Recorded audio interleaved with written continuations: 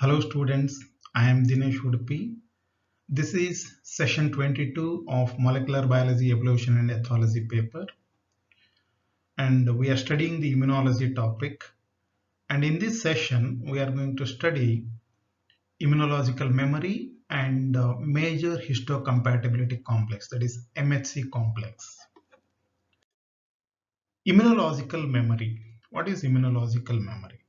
I hope you people are not getting bored, because in many sessions most of the concepts are getting repeated.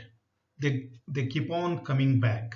What we studied in previous session will be discussed in this current session, and what we discuss in the current session, again we are going to talk about the same thing in the next session. That is inevitable, because when we are explaining one concept, it is linked with another concept in immunology. That's how we have to repeat the things, and I think it is going to help you to understand the concept more clearly. Anyway, let us continue with the concept of immunological memory, which we already studied. In the previous session only, we studied memory B cells. The same thing we are studying here with a different name called immunological memory. When we talk about cells, they are memory cells. When we talk about the body, it becomes immunological memory. That's all. When the pathogen of any type enters into the body for the first time, the immune system shows primary immune response. We already know this. It is slow and less effective. Since it is happening for the first time, the immune system has to identify the antigen, it has to activate it, it has to produce the antibodies. So therefore, the immune response is slow. It takes a lot of time. And the extent of immune response is also less in the first infection. Some of these B cells are retained in the circulation as memory cells. Let us say the person becomes cured in the first infection. When he gets cured, the antibody titer is reduced, the number of antibodies is going down. But some of the cells, the activated B cells, will remain as memory cells, memory B cells. They will circulate in the blood for a long time, for few months or few years. When the same pathogen infects the person for the second time, the same disease, the person is infected with the same pathogen for the second time after a gap of say few months or few years. Now the B cells, memory B cells, which are circulating in the blood, will react immediately. The time required for identification of antigen, stimulating the antibody producing cells, so all that time is saved, and in this case the immune system is going to respond very quickly, and it is going to respond in a greater extent because of the presence of memory cells. When the person is infected for the second time, due to this memory B cells or due to this immunological memory, normally the person is not going to suffer from the disease, or at least the condition is not going to be severe. The immune system remembers the pathogen. This phenomenon is called immunological memory. So you can say immunological memory is the memory of remembering the immune system of your body remembering a specific pathogen can be called as immunological memory. With this graph, let us try to understand how the immune memory or immunological memory helps the person's uh, helps the person to protect himself against the secondary infections. The infection occurring for the second time or third time, like that. This is the time, and in the y-axis, you can see the number of antibodies produced or effector T cells. The number of T cells produced and number of antibodies in the y-axis, and the time in terms of months or years. At this point, the person is infected with first exposure. This is the point of infection. And initial response, you can see here the person shows the initial response, and initial response will last for some time, right? At this time the antibodies are produced, the person is going to get cured. After few weeks, if the same pathogen enters into the body for the second time, the immune response will be very quick. You can see the difference. This is the response time in the first infection, and this is the response time in the second infection. So it is very short, and it is protective immunity. That means the person is not going to suffer from the infection. Literally, this diagram is about vaccination. To protect against a particular pathogen, we get vaccinated.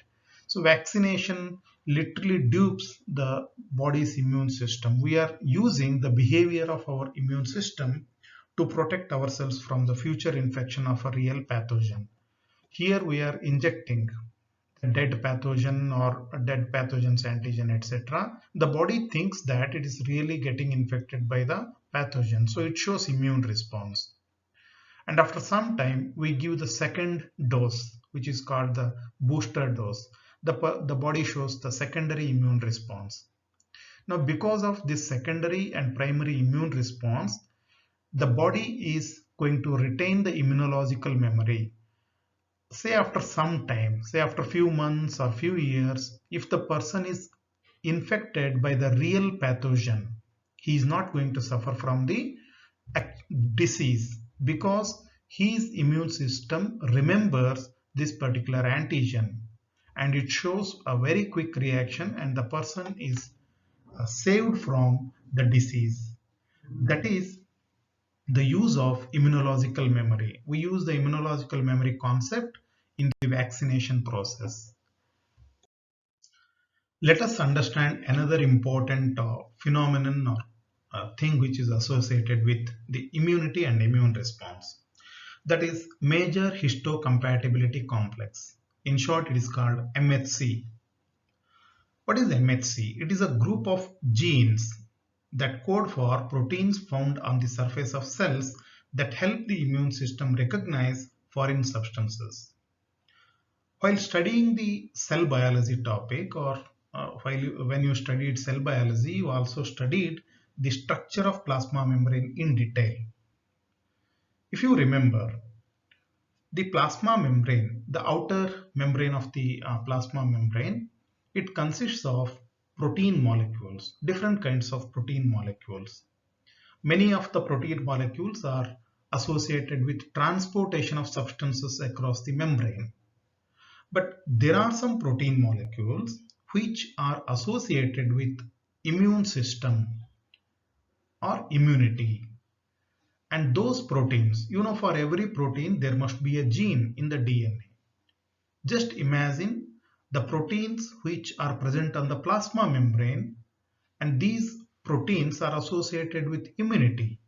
So the genes which code for these proteins associated with immunity are called the major histocompatibility complex. So major histocompatibility complex simply refers to group of genes that code for those particular proteins. MHC proteins are found in all higher vertebrates. In human beings, the complex is also called human leukocyte antigen system. In short, it is called HLA system. You remember, human leukocyte antigen system or HLA system is the system of proteins associated with the immunity. Before we study the class 1 and class 2 type of MHC, let us try to understand the significance of major histocompatibility complex. The first question is, why some proteins associated with the immunity are present in the plasma membrane of the cell? Why these proteins exist on the surface of proteins? What is the need for this? Why they are required? As I mentioned in one of the previous sessions, The immune system produces immunologically active cells which are capable of destroying the cells. The job of those cells, job of those active immunologically active cells is to destroy only the pathogens or the cells which are infected by a pathogen. If they start destroying the normal cells of the body, say for example, instead of killing a bacteria which has entered into my body, if those B cells or T cells, a phagocytic cell, if it starts destroying my liver cells, which are normal functioning cells, if they start destroying my pancreas cells, it will be a very dangerous condition. So, how those cells, phagocytic cells or T cells, B cells, are going to identify that this is body cell and this is not the body cell. This is the cell of the own body and this is a foreign body. How it is going to identify? So that identification is done with the help of MHC complex. The T cell or the B cell is going to recognize the liver cell as the host cell, as the own cell. It must not be destroyed. So how it is going to identify? Because the liver cell has MHC proteins on its surface, and that MHC protein is identified as self protein by the immunologically active cells. Your own B cells, your own T cells will recognize your own liver cell as the body cells. They will not be treated as foreign cells. That is the role of major histocompatibility complex. Now let us move on to the types of major histocompatibility complex cells, the proteins. Class 1 MHC contains 3 genes HLA-A, B and C. The 3 proteins encoded by these genes, they are called HLA-A, HLA-B and HLA-C. They are found on the surface of almost all cells in our bodies. The exceptions are red blood cells and platelets, which do not have nuclei. Except RBC and platelets, all cells of our body are having MHC1 class 1 proteins on the surface. You take example of your pancreas cells, liver cells, kidney cells, skin cell, muscle cell, whatever the cell, except these two, RBC and platelet, all the cells have class 1 MHC protein on the surface. Then class 2 MHC genes consist of HLA-DR, DQ and DP. And the proteins encoded by these genes are exclusively found on the surfaces of immune cells called antigen presenting cells, including macrophages, dendritic cells and B cells. All the normally functioning cells, all other cells which are associated with digestion, respiration, excretion, etc., all other organs of your body, they are having class 1 MHC proteins on their cells. Whereas the cells which are associated with immunity, like antigen presenting cells, macrophages, dendritic cells and B cells, they are coated with class 2 MHC proteins. Why? Let us understand this in the next slide. Let us go through these two pictures here. In this first case, this is the normal body cell. It may be a liver cell, pancreas cell or a kidney cell, and it is infected by a pathogen. This is cytotoxic T cell. In normal condition, the cytotoxic T cell is not supposed to destroy the normal body cell. So it must not destroy the liver cell if it is normal. But here the cell is infected and it has to be destroyed. So how it is going to be identified as an infected cell, as an infected cell?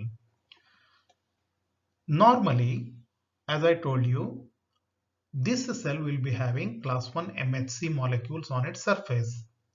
if the cytotoxic T cell goes and searches for the normal cell, it will find only the class 1 MHC, and therefore cytotoxic T cell will not do anything because it will be recognized as the own cell. Now, since it is infected by a pathogen, the antibodies, the antigens of the pathogen are presented along with class 1 MHC molecule. Since cytotoxic T cell is going to find, it's going to recognize class 1 MHC molecule and the antigen fragments. So it will decide, it will conclude that this cell is infected with a pathogen and it has to be destroyed. So it is going to destroy the infected cell. This is how class 1 MHC molecule are involved. If only class 1 MHC molecules are there, it will not be targeted. If it is found along with the antigens, then it will be targeted by the cytotoxic T cell. The example of the immune response process in another way. This is the macrophage. This is the cell which is going to digest the microbe, say a bacteria, virus, like this it has infected, and this pathogen is going to be digested by the circulating cell associated with immune system. This antigen presenting cell, why it is called antigen presenting cell? Because it will engulf it, digest it, and it will present the antigen on the surface. This cell is going to be identified by the helper T cell. Remember, helper T cell's job is to identify the antigen presenting cells and then passing that information to the B cell or the T cell, either to enter into the humoral mediated immunity or to enter into the cell mediated immunity. So helper T cell has nothing to do with the normal body cells. It has nothing to do with the infected cells, right? So it will identify the antigens which are present on the surface. Now, how the helper T cell is going to differentiate between the normal cells of the body and the immune system cells? In the previous slide, I mentioned you about class 1 MHC molecule present on the normal cells of the body, whereas the immune cells, the cells associated with immunity, they are coated with class 2 MHC molecule. So that is how helper T cell is going to recognize the cell associated with immune system, and then it will recognize the antigen and it will pass on the information to the B cell or T cell. So that is about the major histocompatibility complex. One thing I want to add at the end, that is the MHC complex proteins, major histocompatibility complex proteins, that is especially the class 1 MHC proteins, which are present on surface of each and every cell of the body. These proteins are different from person to person. The class 1 MHC protein which are present on my body cells, say I have liver cell, pancreas cell, kidney cells, etc., and on all those cells I have class 1 MHC proteins. That is different from other person's organs or other person's cells. The MHC1 complex which is present on the other person's cells are different. That's why grafting operations fail. You know that normally the organ donation, like kidney from one person to another person, you know, all kidneys will not be accepted by the body. So you cannot go and randomly transfer the kidney of one person to another person. Normally we say that it is rejected. The person's body is going to reject the kidney of other persons. Why it is going to reject it? Because the MHC1 complex protein is different. So the kidney cells are having different type of major histocompatibility complex proteins. Therefore, you just think of the donor and the recipient. The donor's MHC1 complex is different and recipient's MHC1 complex is different. When the kidney is transferred from donor to recipient, the recipient's immune system cells will recognize the kidney cells of the donor as foreign cell and they start destroying it. That's why during the grafting, like the transplantation processes, the tissue match is also important. The transplantation of organs can be done only if the donor and the recipient is having same MHC1 protein complexes. That's the importance of MHC1 complex as far as the organ transplantation process is concerned.